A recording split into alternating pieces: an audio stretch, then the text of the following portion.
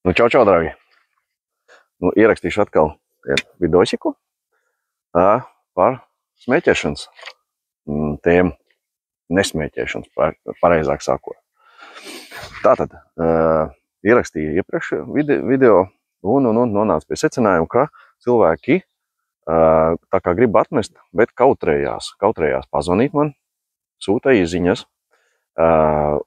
Tas norāda uz to, ka cilvēks nav gatavs. Noteikti var zvanīt, pa taisno pats, un nevis kāda cita vārdā, bet tieši pats saņemties, pats cilvēks un saņemās un zvana. Noteikti es pastāstīšu jau to, kas video ir redzēts, un kā tas notiekās, un cik tas maksā, un tādā veidā.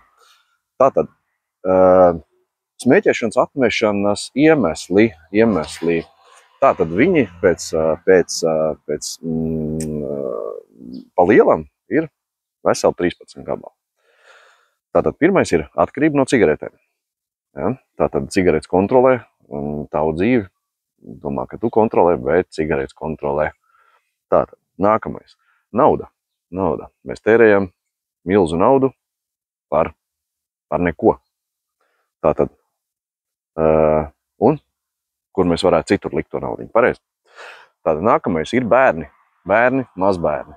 Tātad viņiem ir jāskatās uz to virsū, uz to procesu, ko veids vecāki. Un kā jūs domājat, vai viņiem tas nenosēžās zemapziņā, un viņi to par normu uzskatīs, un arī turpinās to darīt. Tā kā var par to padomāt, pieņemsim. Nākamais. Smaka. Baigi forši iet veikalā un domāt, vai ne, vai es tagad smirdu vai nesmirdu. Pats iegāju drogās, pienāk vīrietis, kād 60 gadi blakām. Smird kā atei. Es aizrādīju viņam, un cerams, ka viņš to saprat, un saprat arī, ka nevar nopīpēties un tad iet cilvēkos. Bet katram savs. Aktuālās veselības problēmas, kas jau ir novedis tātad smēķēšanu tik tālu, kad ir jau veselības problēmas. Ja? Kad ārsts saka, un ko mums ārstī saka, kad tev ir jau veselības problēmas aktuāla, un rītā ņems nost kāju. Diemžēl tad jau ir pavēlu, un tad var atmest smēķēšanu, lai nenoņemtu arī otru kāju. Tātad, kas ir nākamais? Nākamais patreiz ir vesels, bet tātad saprot, cilvēks aizdomājās, saprot to, ka tātad, kad var rasties tās veselības problēmas un laicīgi jau sāk domāt. Jo cilvēkam, smēķētājam, ir tāda problēma, ka viņš tātad, viņam sanāk, ka tā problēma ir aiz mājas stūra. Viņš zina, ka viņi tur ir, bet nav. Ja pabāzīs galvu un paskatīsies, sapratīs, ka tā problēma tur ir. Un ir iespējams laicīgi tātad viņi risināt. Ja? Tātad nākamais klepus. Un klepus ir forša lieta, vai ne? No rīta pamosties. Riktīgi labais, ne? Tā kā tāds. No kā arī var tikt vaļā. Nākamais. Elpošanas problēmas. Iet pa ielu un kā pa trepītēm augšā un pie 15. pakāpiena. Vairs jau elpa trūkst, vai ne? Tās tāda lieta. Tāda ir tāda lieta, par ko cilvēki tātad viss šitai kopumā neiedomājās par nāvi. Ka tas ir, tā kā krievu rulete. Izšaus vai neizšaus. Kaut kas tam līdzīgs. Tas spiediens no citiem, no apkārtējiem. Tas arī, kas ģimenē viens smēķē, viens nē. Sieva liek iet ārā pīpēt, vīrs dusmīgs pieņemsim, vai otrādi, vēl trakāk, ja? Un vai tas nerada spriedzi jūs attiecībās, vai jūs to gribat, ka tas rada to spriedzi. Tātad, un attiecības tikai sāsinās, pareizi. Un dēļ muļķīgās smēķēšanas.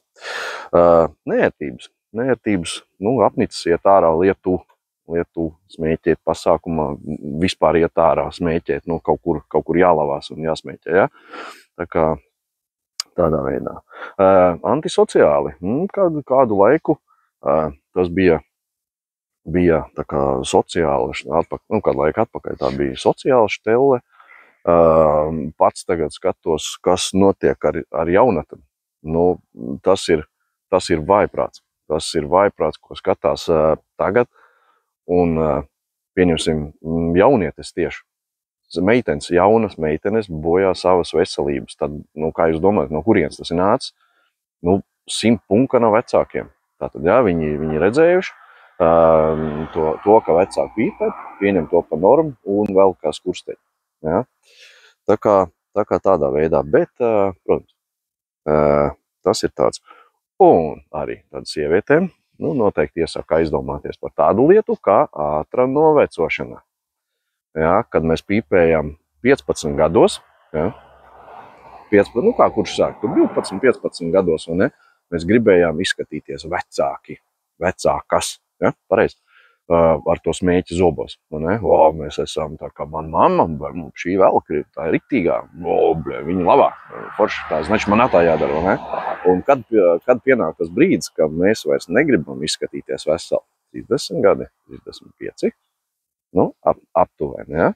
Man pašam ir 44, pats jau nepīpēja 5,5 gadus apmēram, jā. Un, sāk palikt jaunāks, tā ir foršāk. Tā kā tādā veidā. Kas vēl ir? Vēl ir tāds variants, varbūt, kad kādam no iemesliem ir tikko mājās izkrāsot griesti, ja, bija nopīpēt dzelteni, ja, un vairāk tā tad negrib, lai paliek viņa dzelteni, lai vēlreiz būtu atkal ātri jākrāso. Ja? Tā kā katram tie iemesli ir savi un tā tālāk. Tātad atkārtošu vēlreiz. Palielam ir tā, paši zvanām un paši uzdodam tos jautājumus. Nav vajadzības mums tērēt laiku, kādam būt pa starpnieku. Droši zvanat, es esmu komunikabls cilvēks, pastāstīšu, izstāstīšu. Tieši par pašas tātad seansu, kā notiek seans, kā tas ir, izstāstīšu, parādīšu tiem, kam interesē, kāpēc ar gribas spēku nevar atmest smēķēšanu. Ja?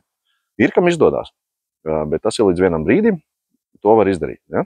Bet tas ir pēc tam tomēr var vilkt atpakaļ pie to smēķēšanu.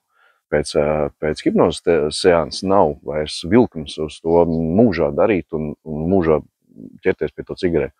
Liekas neticam, baigā maģija, bet tas tā darbojās. Tā tas ir un tā tas notiekās. Tā kā draugi, atkārtošu vēlreiz, tātad mani sauc Madars Baļķītis, es esmu regresologs hipnoterapeits. Vēl apmācos, turpinu mācīties, iegūšu augstāks diploms un būs tātad lielākam cilvēku pulkam varēšu palīdzēt, salabot likteņus un cilvēku uzvest uz pareizā ceļa. Tā kā tāds man pašam tas ir izdevies un lai cik tas nebūtu dīvaini, bet tas tā ir. Tātad, jā. Gaidīšu jūs zvans, un lai es varētu palīdzēt jums tikt no tās sērgas vaļā. Ja? Tā kā, kaut kā tā. Labi.